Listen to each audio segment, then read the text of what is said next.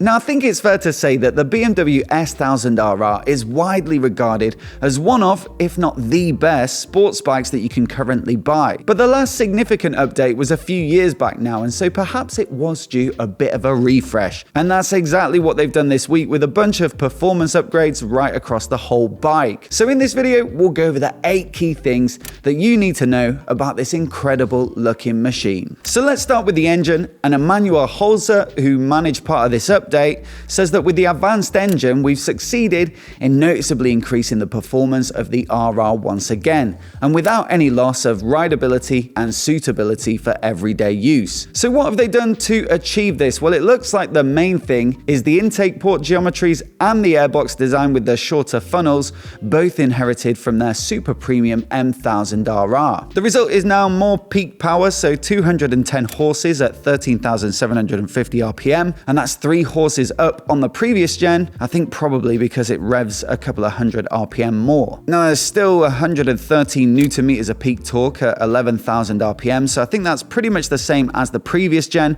but for context, that new peak power figure puts it bang in the middle of the main sports bike competition. BMW also claim a broader range of usable engine speeds, and they've also shortened the final drive ratio with a 46 tooth sprocket instead of a 45, so again that's going to help to make things feel a little more snappy. All sounds good, although 3 horsepower is hardly a massive revelation, so I don't think anyone who owns the previous gen is going to be falling over themselves to upgrade for it, especially given that a sprocket swap is pretty straightforward. Perhaps more meaningful is the update to the electronics and rider aids. So you still get a bunch of riding modes, so there's rain, road, dynamic and race as standard, and then you've got the optional pro modes that allow for full customization, and those are called Race Pro 1, 2 and 3. Their dynamic traction control system does get an update with the latest gen software, and a new feature here is their slide control function. This makes use of the steering angle sensor, wheel speed sensors and the 6-axis IMU to allow for a certain amount of drift angle. So on the road, they say it will keep the bike pretty much in check and it will be barely noticeable to the rider, but you can also store different drift angles as part of the traction control settings, and so on the track it'll let you slide the bike more generously when you're on the gas, but at the same time it'll stop it from getting completely out of control. There's also a new brake slide assist feature as part of the ABS package, and again that uses the steering angle sensor so that things don't get too out of check when you're on the brakes into the turn as well as powering out. Also, there's now an adjustable wheelie control function as part of the traction controls, so that's going to use the pitch angle from the inertial measurement unit to try and keep that front wheel on the ground in order to give you maximum forward propulsion. On top of that, you've still got all the other good stuff that you could ever possibly need, so engine brake control, hill start control, an up and down quick shifter which is said to be improved in this generation, launch control and a pit lane limiter. Lastly, on the rider aids front, there's also a new ABS Pro setting specifically for slicks, so that's going to give you the appropriate levels of intervention, I assume less, for those proper track tires with no tread. Now the frame in the new S1000RR still uses the aluminium bridge design that uses the engine as a stress member, but there's now a slacker head angle, more trail and a longer wheelbase, so it seems as though they're trying to add a little bit of stability back in. BMW claim though that the result of all these geometry changes is an improvement in accuracy and precision with more feedback from the front wheel. Also, you get the M chassis kit as standard now, which gives the rider the option to adjust the swing arm pivot and the rear ride height, and so clearly these are features aimed at track riding where tweaks like that are potentially valuable. On top of that, you've got some changes to the axle bushings being mounted on the swing arm, and then there's changes to the rear brake, both of which are meant to make it easier to get the rear wheel out. So again, good news for track riders who might have to whip the rear wheel out more regularly for tire changes and whatnot. And they've also changed the wiring so that the license plate holder is easier to take off too, so your bike looks proper racy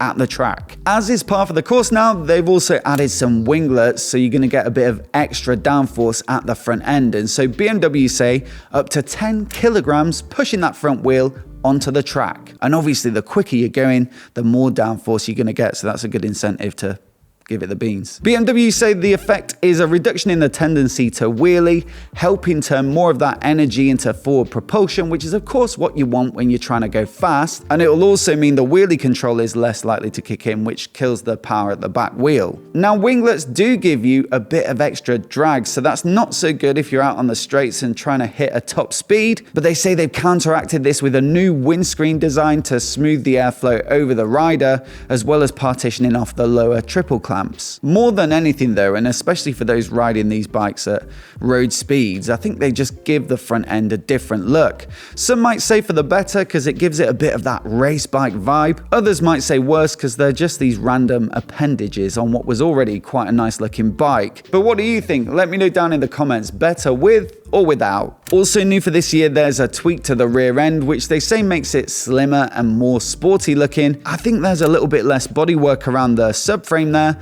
but also the fact that it's now mainly painted black makes it look a bit more minimal. Then there's the option of a shorter license plate holder as an accessory, as well as an endurance seat and seat hump, and so the whole tail end is just looking that little bit neater this year. From a paintwork perspective, the base finish is black storm metallic, and then for an extra 370 quid you can get this racing red called Style Passion. Undoubtedly the best of the bunch though is the M package finish, but man, 4,480 quid for the M package. That'll get you the paint, the M seat, which is more track biased and meant to be a bit more grippy, and then also you can choose from super light carbon or forged wheels, which should both quicken up the handling. But wow, that pushes the total price up to over 21.5 grand, which is pretty massive. It's a shame as usual that you can't get the paint without the M package, but I guess that's good for business for BMW. Now in the cockpit, there's the same 6.5-inch TFT display, but you do get a new rev counter design to make it easier to read at a glance. They say there's a dashed area for when you're starting to push the engine a little too hard, and then a clearer visual indication of the red line. But when I compare these new and old pictures, they just look pretty much the same to me, so perhaps I'll have to get someone at BMW to explain it properly to me.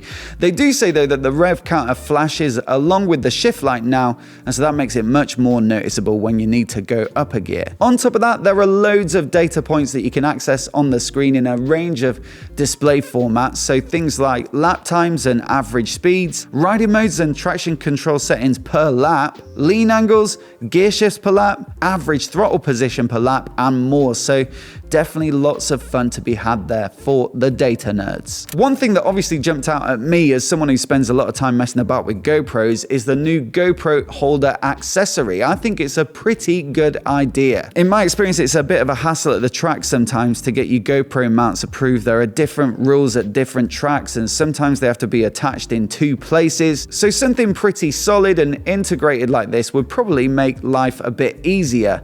It's just a shame that there's not a front-facing one too, or at least a couple more possible angles. And also, Triumph give you the ability to start and stop a GoPro from your bike's switchgear using their Bluetooth connectivity module. So again, that would have been nice to see here, especially because it's rear-facing, which is hard to get at once you're on the go, and it's not really easy to check if it's actually rolling or not. But still, a nice idea from BMW, and you do get the USB charging socket under the saddle now as standard. So I wonder if you could use that to wire up to the GoPro and keep it powered for particularly long sessions. Price-wise, we're looking at the S1000RR coming in at £17,150 for 2023, with the S1000RR Sport from £18,610, and that gets you their electronic damping on the suspension, as well as the dynamic brake control, heated grips, cruise control, tire pressure monitoring, and the race riding modes. But for the base bike, I think that's about 800 or 900 quid up on the previous year, which is pretty much what we come to expect at the moment. Most bikes are going up a bit. I guess you do get a few extra features here and there. So the M battery, which saves about 2 kilograms, that's 200 quid, and that's now standard.